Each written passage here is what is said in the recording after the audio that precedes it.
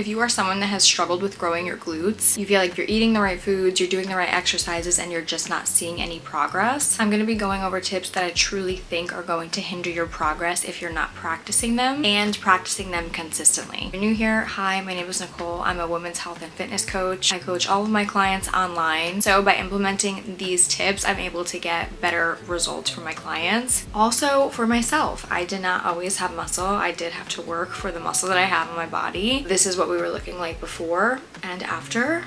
So we've came a long way, so let's hop right into the tips. These are going to be in no specific order, but the first one that you have to be practicing is practice progressive overload. Your glutes are not going to grow if you're just lifting the same weight every week. If you find yourself being comfortable and picking up a 10-pound dumbbell or just adding 10 pounds to the bar every single time you're going into the gym, you're not giving your body any signals that it needs to build muscle because it's comfortable where it's at. You want to be getting stronger in your lifts. So during your lifts, what you want to focus on is every week, try to go up a little bit in weight. This could be 5 pounds, this could be 10 pounds. Another way to do this is by adding extra reps or sets to your workouts. They all count as progressive overload. Although personally, I would suggest if you're doing 3 sets, just go to 4 sets versus adding, 10 extra reps. Reason being, if you can do 10 extra reps at the same weight, you can probably go up 2 or 4 extra reps in a little bit of higher weight. And I'd much rather you push for the higher weight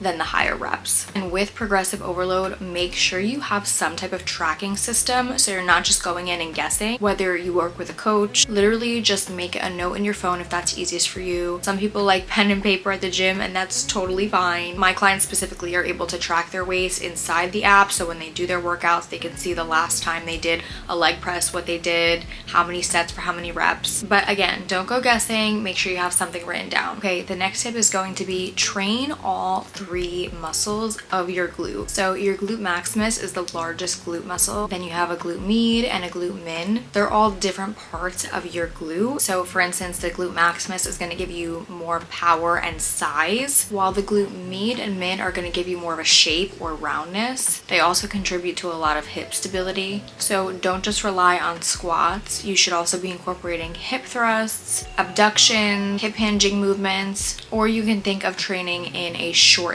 or lengthened position or somewhere mid-range. I'll throw some examples here. These are all going to be good incorporations to your exercise routine. Make sure you're incorporating at least one from each category when you're training your glutes. Okay, tip number 3 is you need to be eating. I think one of the most common things that I see as a coach is I have girls come to me and they want to build a butt, but they also want this flat, toned stomach. They want to have abs. Like, you gotta pick one. There is going to be room in the future for you to have both. But building and being in a calorie deficit, aka growing your glutes or having a flatter stomach, are completely contradicting goals. That's why it's important to go in and out of bulking and cutting. Not the entire year. You should be at maintenance for a good portion of that, but you can't build muscle in a calorie deficit, especially not long term, and especially if you've been in the gym for a little bit. For protein, you want to be consuming at least 1 gram per pound of body weight. That should be sufficient enough for building muscle. And then obviously you want to pair it with good healthy carbs and fats to fuel your recovery and energy, because if you're going into your workout without any energy, they are going to be trash. And then you could say goodbye to any type of progressive overload, which we already talked about. Pick your protein source, whatever tickles your fancy. Obviously, aiming for more whole protein sources is going to make you feel a lot better performing in the gym, and then you can pair it with a good quality carb, which I will list here. Hydration definitely falls into this category. Listen, your muscles are 75% water. I'm sure you've heard 1,000,001 other reasons why water is important, so I'm not going to bore you with that, but stay on top of your water, especially if you're taking something like creatine, which I also highly recommend. Creatine especially is a supplement that you want to be on top of your water with. Okay, tip number 3 is use proper form and mind to muscle connection. You're just going through the motions of your workout. Odds are you're not really looking at your form or trying to feel the muscle that you're working. Don't just move the weight up and down or back and forth.